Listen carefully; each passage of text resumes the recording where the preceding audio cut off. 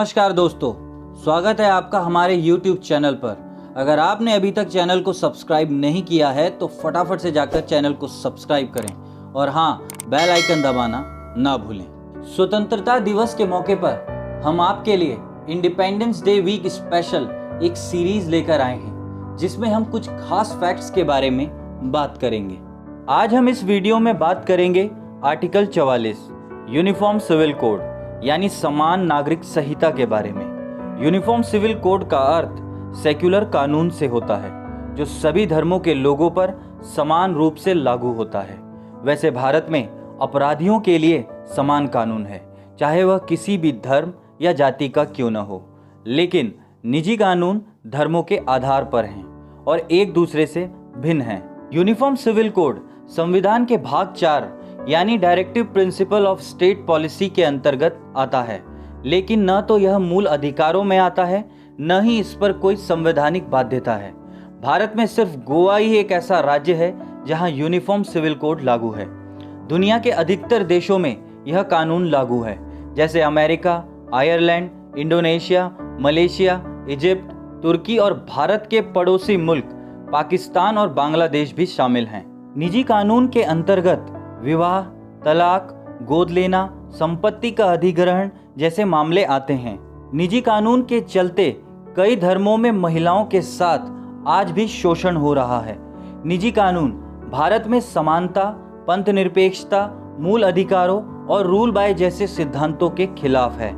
निजी कानून की वजह से आज भी कई जाति और वर्गों के लोगों को उनके अधिकारों से वंचित रखा जाता है। वैसे भारत में कई बार ऐसे मामले सामने आए जब सुप्रीम कोर्ट ने केंद्र सरकार को इस विषय पर विचार करने को कहा। 1985 में शाहबानो केस, 1986 में डैनियल लतीफ़ी मामला, 1995 का सरला मुदगल केस, 1997 का जॉन वेला मैटॉम केस के दौरान यूनिफॉर्म सिविल कोड की चर्चा तेज हो गई थी। यूनिफॉर्म सिविल कोड आधुनिक भारत की जरूरत बन गया है। अगर देश में यह कानून लागू हो जाता है तो इसके कई फायदे होंगे। अभी हिंदू, सिख, जैन और बौद्ध हिंदू पर्सनल लॉ के अंतर्गत आते हैं, जबकि मुस्लिम और ईसाइयों के लिए अपने कानून हैं। वर्तमान में मुसलमानों का कानून शरीयत पर आधारित है और बाकी सभी धर्मों के कानून संविधान पर आधारित हैं। लेकिन यूनिफॉर्म सिविल कोड लागू हो जाने के बाद यह भेदभाव खत्म हो जाएगा और सभी धर्म एक कानून के अंतर्गत आ जाएंगे। इसके लागू होने से संविधान के अनुच्छेद 14 और पंथ निरपेक्ष जैसे सिद्धांतों को आधार मिलेगा।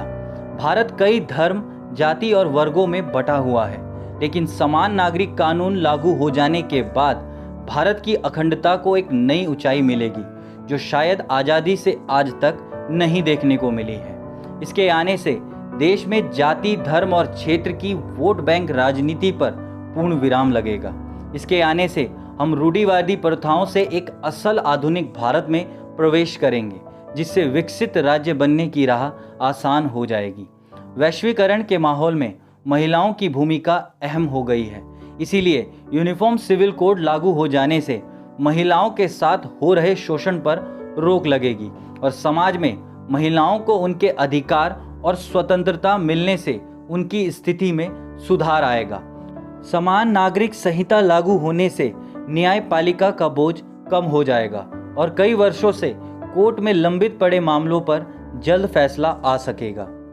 मानता हूं कि राह बहुत मुश्किल है, लेकिन यूनिफॉर्म सिविल कोड मौजूदा समय की ज़रूरत भी है। हम सभी को एक सुर में इस कानून को सरकार की दहलीज तक पहुंचाना होगा ताकि सरकार कोई बहाना बनाकर इसको नाकार न दे। उम्मीद करता हूं कि इस विषय पर आप ज़रूर विचार करेंगे। इस सीरीज़ के अगले भाग में हम बात करेंगे इंडियन इलेक्शन प्रोसेस के बारे में। आशा करता हूं कि आपको यह वीडियो पसंद आया हो तो लाइक और शेयर ज़रूर करें और कमेंट बॉक्स में कमेंट कर अपने सुझाव ज़रूर दें और चैनल को सब्सक्राइब करना बिल्कुल ना भूलें। धन्यवाद।